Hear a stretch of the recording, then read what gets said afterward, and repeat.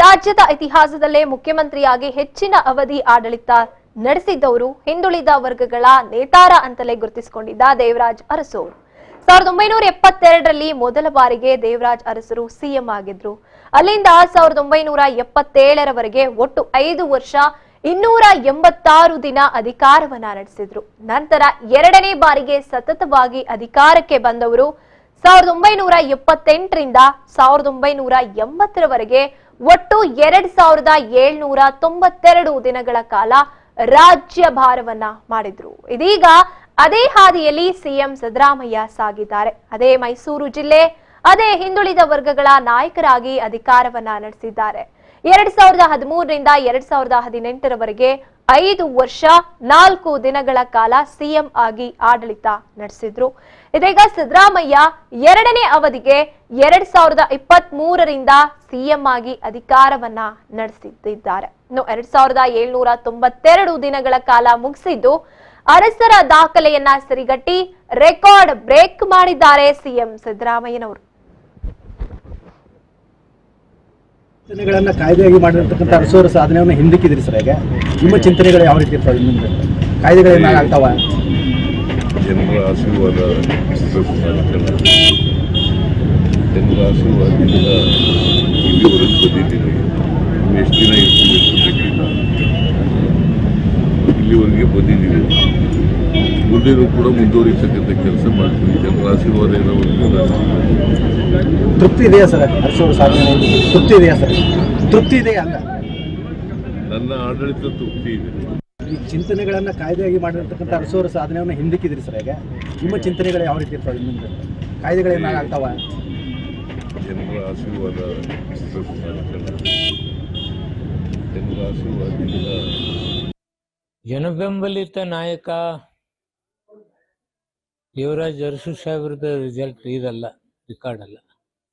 ಯಾವ ಪಕ್ಷದವರು ಅವರಷ್ಟ ಅಧಿಕಾರ ಚಲಾವಣೆ ಮಾಡೋಕ್ಕಾಗಿಲ್ಲ. ಜನತೆ ಅವ್ರಿಗೆ ಆಶೀರ್ವಾದ ಮಾಡಿದ್ದಾರೆ. ಜನಬೆಂಬಲ ಅವ್ರು ಪಡ್ಕೊಂಡ್ರಿಂದ ಈ ರೆಕಾರ್ಡ್ ಮಾಡಲಿಕ್ಕೆ ಸಾಧ್ಯ. ಯಾವುದೇ ಒಂದು ಆಟದಲ್ಲಿ ನಮ್ದೊಂದು ಆರ್ಟಿಂದ ನಾವು ರೆಕಾರ್ಡ್ ಮಾಡ್ತೀವಿ. ಆದರೆ ಜನರ ಜೊತೆ ಇದ್ದುಕೊಂಡು ಜನರ ಸೇವೆ ಮಾಡಿ ಜನಪರವಾದ ವಿಚಾರದಿಂದ ನಾವು ಹೆಚ್ಚಿನ ಅವಧಿಯಲ್ಲಿ ಅಧಿಕಾರ ಹೊಂದಿರೋದಂದ್ರೆ ಅಷ್ಟು ಸರಳವಾದ ಕೆಲಸ.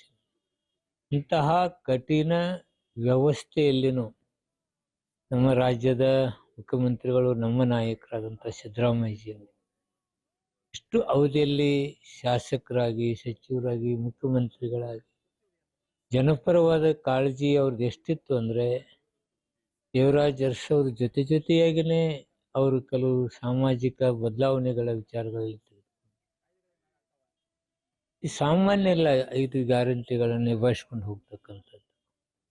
ನನಗೆಲ್ಲ ಒಂದು ಕಡೆ ಕರ್ನಾಟಕದ ಕೌಟಿಲ್ಯ,